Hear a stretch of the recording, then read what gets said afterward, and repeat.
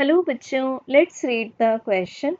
At any point within the interior of Earth, the acceleration due to gravity varies with small r, where small r is the distance between center of Earth and the point S. So बच्चों इसके लिए हमें consider करना है अर्थ को।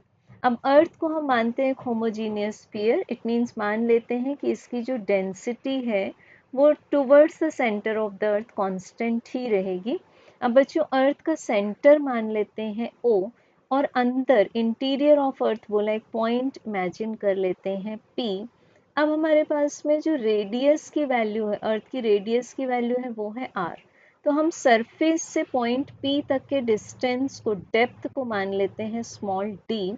तो हमें R minus D it means क्या मिल जाएगा, डिस्टेंस OP, जिसको कि यहाँ क्वेश्चन में दिखाया हुआ है स्मॉल r सिंबल से।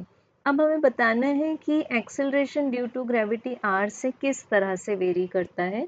तो बच्चों पॉइंट P पर हम लोग मान लेते हैं एक्सेलरेशन ड्यू टू ग्रेविटी को रिप्रेजेंट कर दें GD से। So this is equals to g within bracket 1 minus depth divided by the radius of earth। तो यहाँ LCM लेंगे हम, तो LCM आ जाएगा r, न्यूमरेटर में आ जाएगा r minus D. But r minus D it means earth के सेंटर और इस पर्टिकुलर पॉइंट के बीच के डिस्टेंस को क्वेश्चन में बताया हुआ है स्मॉल r। तो इसको हम लिख सकते हैं g small r divided by capital R। तो ये कांस्टेंट हो गए दोनों। तो हम बोल सकते हैं कि जो GD है वो किस तरह से R पर डिपेंड करता है, that it is directly proportional to R। So correct answer will be option A। Thank you.